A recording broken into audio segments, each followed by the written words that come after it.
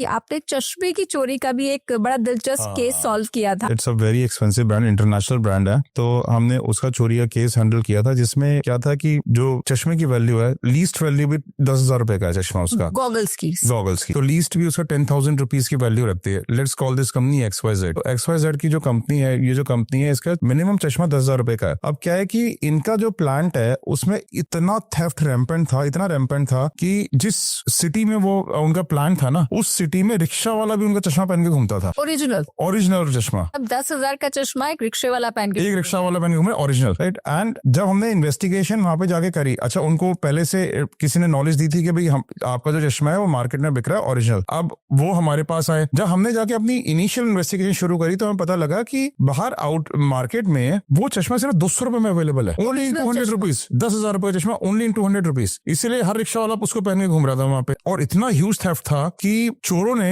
अपने marketing executive रख लिए, और मार्केटिंग एग्जीक्यूटिव उन्हीं का ओरिजिनल चश्मा उन्हीं के डीलर्स को जाके, जिनको चश्मा 10,000 रुपए चश्मा का 7,000 में बेचते थे, तो वो उन्हीं डीलर्स को 35 रुपए में चश्मा बेचना शुरू कर दिया था। अब हमने क्या किया कि हमें पूरे थेफ्ट को, इसको नेक्सस को एबॉलिश करना था, तो हमने क्या किया, अपने अंडरकवर एजेंट्स को उस कंपनी में लगाया। अंडरकवर एजेंट्स क्या होते हैं? बेसिकली हमारे आदमी हमारी क्लाइंट की कंपनी में काम करते हैं, उनका आदमी बन के। तो हमने ऐसे अंडरकवर एजेंट्स को अंदर लगाया। अब अंडरकवर एजेंट्स जो है वो सारी इन्फॉर्मेशन को धीरे धीरे, जब उनकी कॉन्फिडेंस गेन हो गया, तो मिलनी शुरू हो गई। सारी की सारी कैजुअल लेबर चश्मे की चोरी के केस में इन्वॉल्व थी। और लोग साइकिल की गद्दी के नीचे लेकर आते थे। अच्छा क्या करते थे कि वो ना फ्रेम अलग से लाते थे चश्मे का, जो अंदर के ग्लासेस हैं वो अलग से लाते थे, साइड की जो टेम्पल्स है वो अलग से लाते थे, और बाहर आके पूरी असेंबलिंग यूनिट्स बनी हुई थी, वो असेंबलिंग यूनिट्स में असेंबल करते थे, और लार्ज क्वांटिटी में थेफ्ट होता था। हमने ये सारा तो उनका मॉडस ऑपरेंडी की सिक्योरिटी को बाईपास करके कैसे बाहर लाते हैं। अच्छा पेन होती थी ना, पेन, कई लोग पेन के अंदर उसी साइड की टेम्पल्स डाल के ले आते थे, ठीक है। अलग अलग तरीके से लोग उसमें थेफ्ट में इन्वॉल्व थे। क्या होता है कि जब आप एक कंपनी में बहुत टाइम तक काम करते हो ना एज एन अंडरकवर एजेंट, और आप जब चोरों के घर जाते हो, ठीक है, तो वो आपको